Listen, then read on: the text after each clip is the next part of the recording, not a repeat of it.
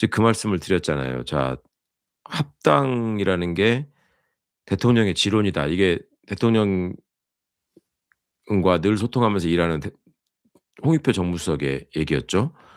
그리고 정청래 대표의 연임을 위해서 합당을 한다고 추진했다고 하는 거는 말도 안 된다. 내가 정무수석으로 있을 때 기초적인 일을 해서 내가 너무너무 잘 안다. 이런 얘기를 한 거는 홍익표 수석 앞에 있었던 우상호 정무수석이고.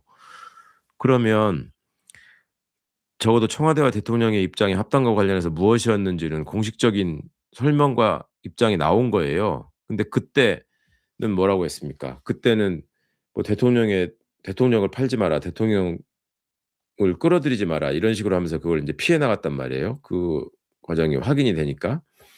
근데 그 뒤에 인제 검찰개혁법안 가지고 얘기가 됐을 때는 어쨌어요? 또 "정부안이 대통령의 뜻이다." 이러면서 "토달지 마라." 이런 식으로 관철시켜야 된다고 하다가 나중에 인제 대통령께서 정리한 당정청 합의안이 나오니까 그때 가서는 또 "아니 뭐 별로 바뀐 것도 없이 뭐 이거 가지고 그러냐."는 식으로 또 쓱 말을 바꾸고 그다음에 어 법사위의 논의를 전제로 그걸 유보하면서 당론으로 했다는 게 당대표 원내대표의 공식적인 설명과 입장이었는데도 불구하고 당론으로 정한 걸 가지고 왜 법사위가 소위 강경파라고 그분들을 지목하면서 "왜 이걸 엎으려고 하느냐."라고 얘기했던 사람들이 지금 보면은 합당을 반대했던 사람, 그다음에 그 법사위 정부안을 그냥 찬성하고 추종해야 된다고 했던 사람, 그다음에 지금 보안 수사권을 줘야 된다고 하는 사람, 이게 거의 지금 이렇게 이어지고 있어요.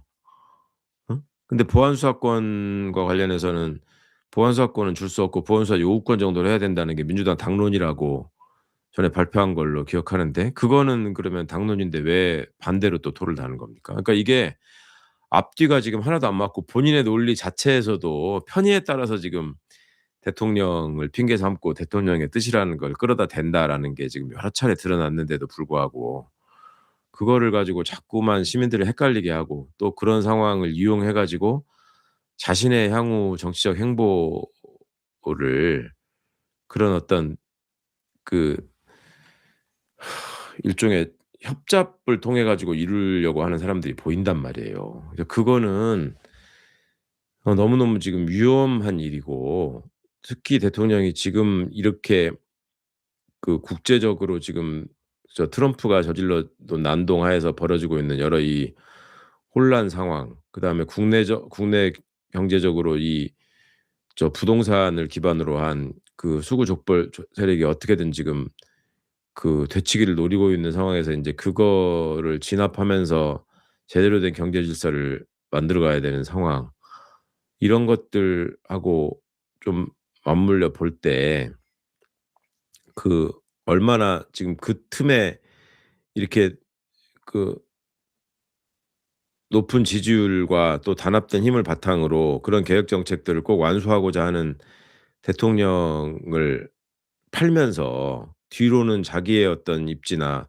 자기의 정치적 이익을 도모하는 사람이 있다면은 그거는 확실하게 그 분별해 내셔야 되잖아요. 그러니까 유시민 작가나 김어준 총수가 어떤 정치적 이익을 거기서 얻을 수 있나요? 그 정치인이 아닌데.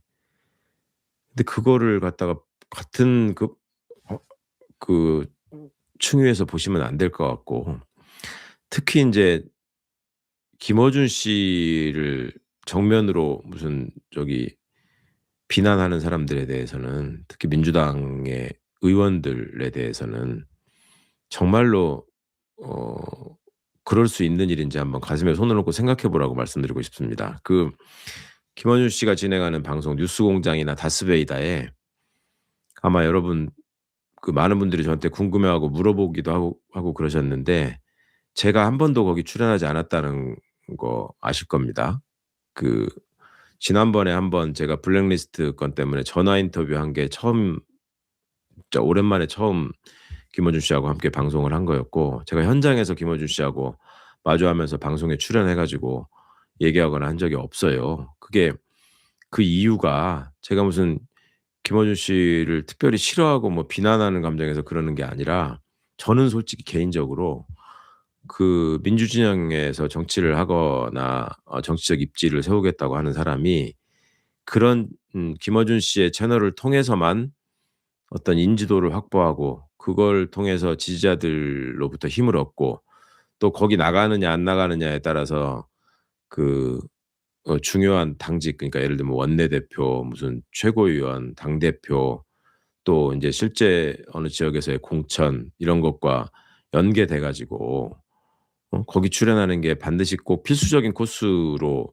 된다면 이게 장기적으로 봐서는 그렇게 바람직한 것은 아니다라는 생각에, 뭐 그렇지 않고 어 '같은 방향을 바라보면서 따로 목소리를 내는 것도 필요하다.'라는 생각에서 굳이 저는 '저까지 거기에 나갈 필요는 없다.'라고 생각했었습니다. 근데 자기 선거 때나 자기가 필요한 상황에서 어떻게든 김어준 씨 채널의 그 구독자와 영향력에 편승해 가지고 결과를 내고자 했던 분들이 지금 와서는 김어준 씨 등 뒤에서 돌팔매질을 한다라고 하는 거는, 저는 그거는 인간적으로도 좀 납득도 안 가고 어 정말 좀 용납할 수 없는 일입니다. 지금이라도 좀 자기 성찰을 해 보시고, 아니 어떻게 그렇게 사람들이 의지가 없어요?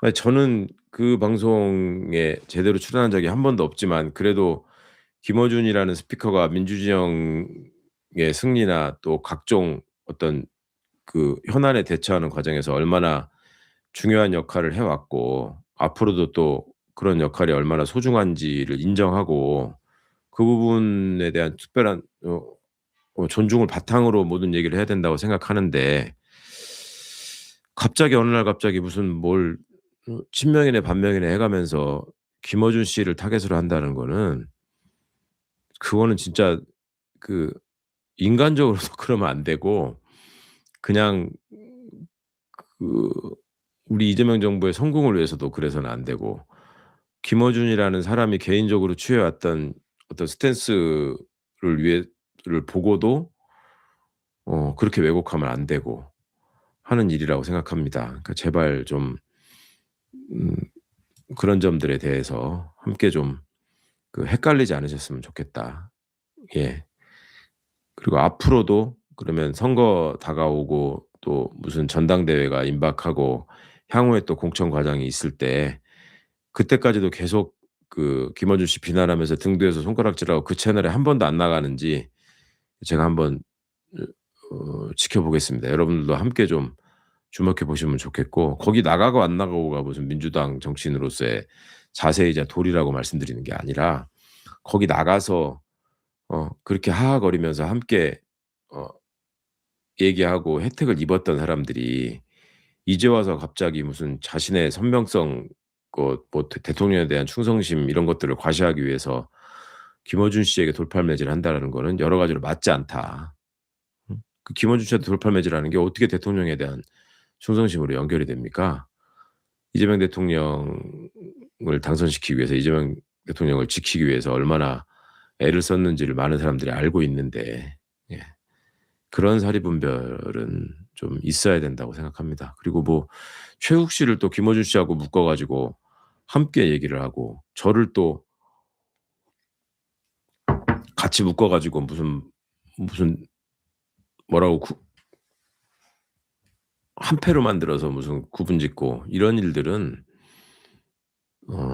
정말로 그냥 한두 가지만 쪼끔만 따져 봐도 너무나 말 같지 않은 일이라서 굳이 뭐 길게 설명드리지 않겠습니다.